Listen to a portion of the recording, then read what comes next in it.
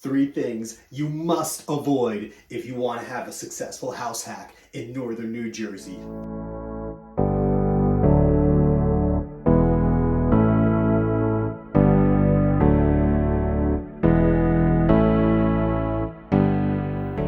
You're looking to escape the high prices of New York City. You know you want to invest in real estate. Maybe you've grown up in New Jersey and you're just like, heck, I want to get on that pathway to financial freedom. Well, this is the house hacking video for you. Please click subscribe and hit the bell so you don't miss a beat of what's happening in northern New Jersey.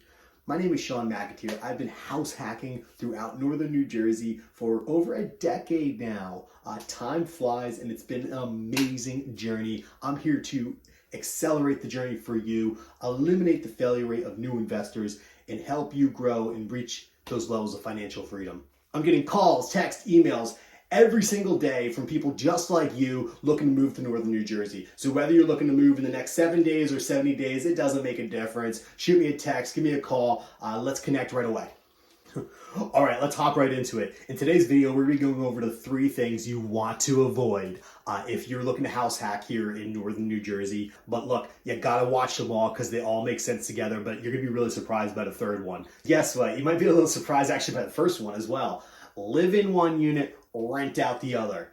Okay, that's the name of the game. That's what we're doing here. That's what house hacking is all about. But that is not a strategy. No way. Are you just going to bank on live in one unit, rent out the other? If you're hearing that, okay, hopefully there's more to it. Because at the end of the day, if you're living in one unit and you're renting out the other, but let's say maybe the tenants don't pay rent, or they're not willing to pay more rent, or they're not good tenants, or maybe the property will never collect enough rent to cover the mortgage, that is not a good property, not the best investment. So although you might be living in one unit and the tenants might be paying rent in the other, or your roommates, however you're structuring your house hack, you want to make sure that there is a plan in place for you to eventually move out of that property and have some form of cash flow, some form of appreciation, and not a headache on your hands.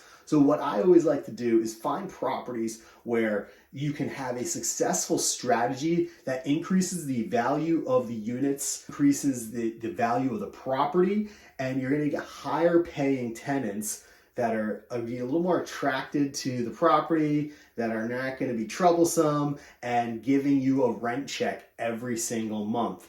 I'll let you know, me and my wife, since we've started, we're yet to miss a single payment of rent across all of our properties. That's a pretty good place to be in. But we didn't do it just based on live in one unit, rent out the other. Number 2, this is so huge and no one ever talks about it. I don't know why. It's like rent control. We know what it is, but do you know that every single town in northern New Jersey has different rent control laws? Yep, that's right. So one town might say, hey, you can raise rents 5%, while the next might say you can raise rents 1%. That's not good. There are cities that have ridiculously strict rent control laws. So you want to avoid those towns because at the end of the day, you do all this hard work, you acquire the property, you get in there to find out that you cannot raise rents the next year. Inflation's real. It's serious. Last time I checked, when I go to the supermarket, the gallon of milk and the price goes up, I don't get to say, oh, sorry, supermarket, I'm going to keep milk back at 1990 prices. No. You have to pay higher prices in food and groceries and everything. Rent is no different. But unfortunately, there's a lot of intervention from cities that stop you from raising rents on tenants. So you want to look at every single city's rent control laws because they can be very strict. Next thing on that list, they go hand in hand, is you want to know what the eviction laws are in case there is a worst case scenario. Because at the end of the day, if you can't get out your tenants and you can't raise the rents, well, that's a recipe for disaster. And there are places that are very, very strict with both for landlords. So you want to watch out for that. I always like to make sure that there's a nice, healthy 3, 4, 5% rent increases every year, that's good. That's wonderful, especially if you have a luxury high-end rental. Here's the really, really bad one. I don't know how this law exists. There are cities in northern New Jersey that don't let you raise rents even when you have tenant turnover. Do not invest there. I don't care what anyone says. If you can't raise rents even when the tenants move out, that is not cool. Let's avoid those places. And look, so this video is all about house hacking, but maybe house hacking is not for you, but my channel is about living in northern New Jersey. So if you're looking for a single family home, you might want to check out my video on living in Morris Plains, because that's a great one. I'm going to put it in the descriptions below, but I've got a lot more content coming out from Denville, Rockaway, West Orange, all over North Jersey for all my single family fans out there and all those looking to stop house hacking and find that forever home. All right, here it is. The number 3, the one that's going to blow your mind, that you're going to say, what are you talking about, Sean? Well, yeah, I'm going to say it right here, right now. Avoid turnkey properties. Oh my goodness, I know you're probably like, this guy's crazy, but here, listen, hear me out. So this is what's going to happen here. You buy a property, you move into it. Where do you go next? All right, and that's the question I always ask. When you have a turnkey property, there's going to have to be something happening for you to get to property number 2. You tend to need to have more liquid cash. That's right. When you buy a house, there's down payments. Regardless of what you do, you have to pay a percentage to the bank for your loan. You have to pay a percentage to attorneys. All these fees and everything like that. So you want to make sure you have a pathway to get to the next property. If you have a turnkey property, how are you going to get to the next property? And it's not that fast. So that's why I always like to say avoid the turnkey properties, because you're kind of a sitting duck in a way, where if you were to, let's say, buy a fixer-upper, now what's going to happen is you're going to have a lot of equity potentially in the home once you renovate it. So I always like to make analogies of, let's say, a $500,000 house and an $800,000 house. $500,000 house needs a lot of work, needs to be renovated. Okay, you purchase it, you renovate it, all of a sudden, a year or two later, maybe it becomes an $800,000 house. Want to know why I know that? Well, because that's what happened to be my wife.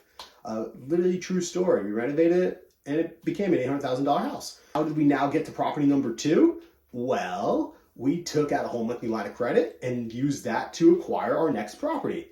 Simple, right? All right, let's say we bought that turnkey property, and it was $800,000 from the start. 2 years later, okay, cool. It's $860,000, $850,000. I don't know, something, appreciated nicely, but you can't really take out a home equity line of credit based on that little amount of equity. So you're kind of stuck in the property for a while. And at the end of the day, we want to see you accelerate. We want to see you get to multiple properties, increase the values, increase the rents.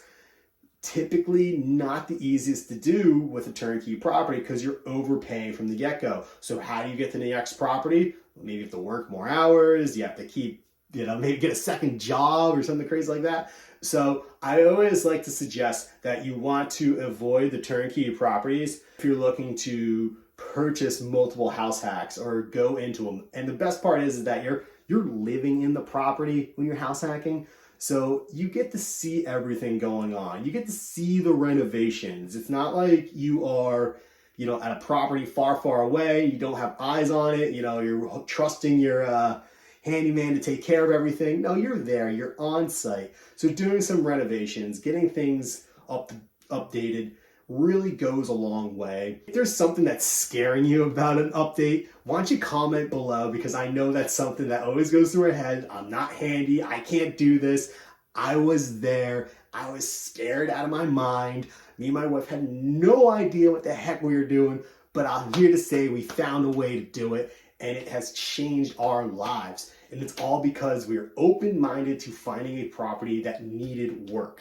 All right? So I love seeing properties that need to be fixed up, because you're going to increase the rent, you're going to pay yourself in equity, and now you're going to have a clear path to get the property 2, 3, 4, 5, and so on. Or purchase a business like me and my wife did from our first property. Pretty cool. So there's a lot you can do with house hacking that doesn't necessarily have to be more homes, where I kid you not, we literally acquired a business because we had enough equity in our first house hack.